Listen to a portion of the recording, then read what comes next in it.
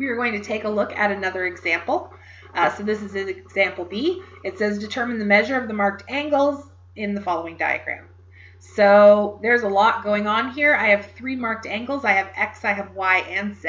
And then I have a table with X, Y, and Z, a place for me to write the theorems, to show my work, and then to put my final answer.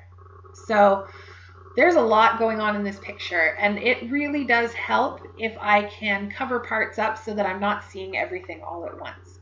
And you do not have to do the letters in order at all. Now, something that jumps out at me when I look at this picture is I do see that there is that little square there that tells me there's a right angle in there. So I think I'm going to start by just covering up that part. And now I see that I have 2 angles making a 90-degree angle, which would be the complementary angle theorem.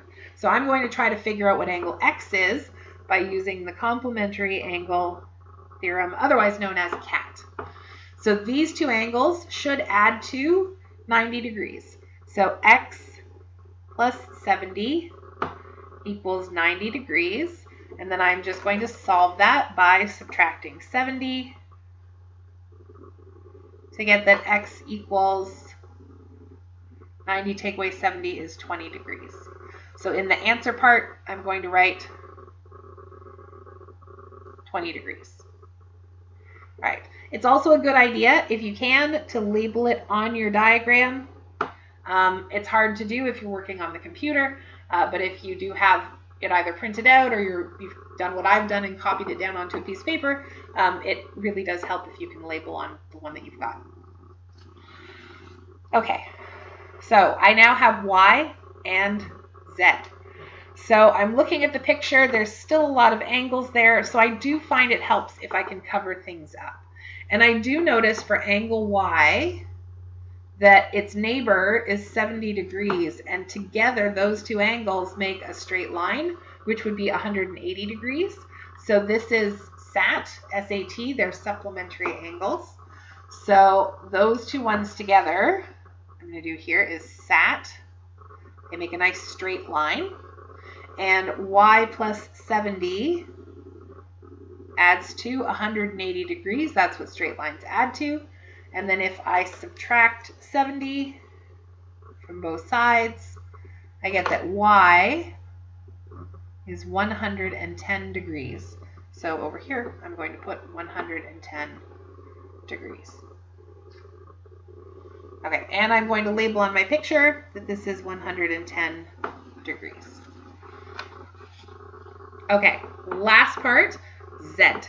So of the theorems I know, I can't really use CAT to help me find Z because there isn't a right angle. I could maybe use SAT. There is a straight line right there. So I could use that straight line and say that 20 and Z together make 180 degrees. I do also have a full circle, which means I could use RAT. So if I do take a look at this, none of these are reflex angles. But if I were to combine 110, 70, and 20, those 3 angles together do make a reflex angle. And then we have our Z on the bottom.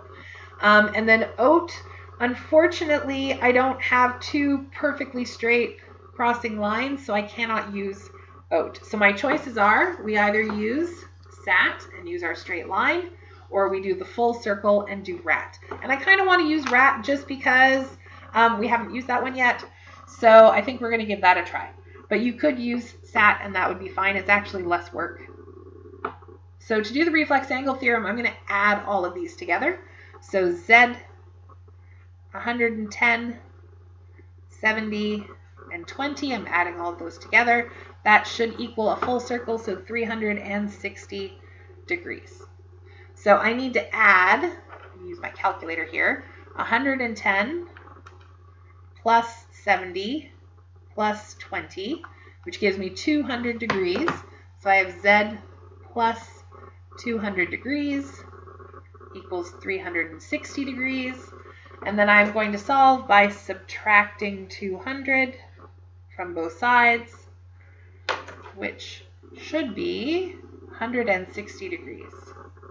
So Z is 160 degrees. Got one more example to do.